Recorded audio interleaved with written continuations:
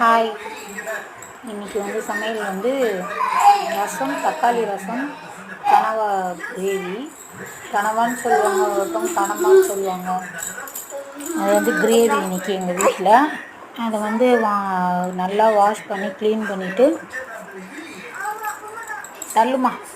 Clean பண்ணிவிட்டு நல்லா ஒருத்தவங்க ரவுண்டாக கட் பண்ணுவாங்க.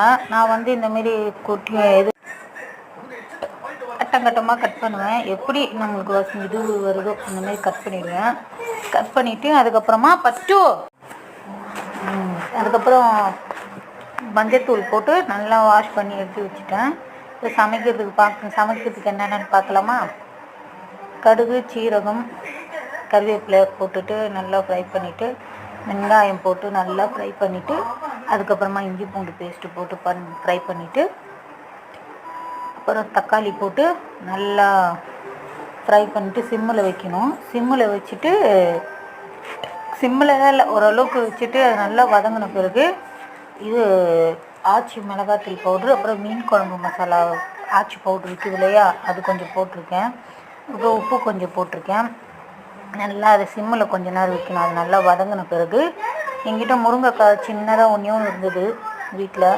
சரி, அது போட்டு நான் எப்பவுமே மீன் குழம்புல கூட முருங்கைக்காய் போடுவேன். உங்களுக்கு எப்படி இருக்கும் சொல்லுங்கள், கமெண்ட் பண்ணுங்கள். நான் ஒரு சின்ன துண்டு முருங்கைக்காய் இருந்தது, அது போட்டேன். அப்புறம் கனவா போட்டு நல்லா அதை மிக்ஸ் பண்ணிவிட்டு அதுக்கப்புறம் உப்பு கொஞ்சம் பார்த்தேன். உப்பு பார்த்துட்டு கொஞ்சமாக தண்ணி ஊற்றி மூடி வச்சுட்டேன். நல்லா அதை மிக்ஸ் பண்ணிவிட்டு நல்லா அது எப்படி சொல்கிறது, தண்ணி உங்களுக்கு குழம்பு மாரி வேணும்னா கொஞ்சம் தண்ணி ஊற்றிக்கலாம். எனக்கு கிரேவி மாதிரி போதும். அதனால் நல்லா கொஞ்சமாக தண்ணி ஊற்றி மூடி வச்சுட்டேன். ரசத்துக்கு, அப்புறம் டாலுக்கு, சாம்பாருக்கு, அதுக்கு எல்லாம் நல்லாயிருக்கும். நீங்கள் செஞ்சு பாருங்கள். அதுக்கப்புறம் தள்ளுமா நல்லா அதை கலரிட்டு பாருங்கள். இவ்வளோ கொஞ்சமாக தண்ணி ஊற்றிருக்கேன். என்னம்மா தண்ணி ஊற்றிருக்கேன். அது ரெடி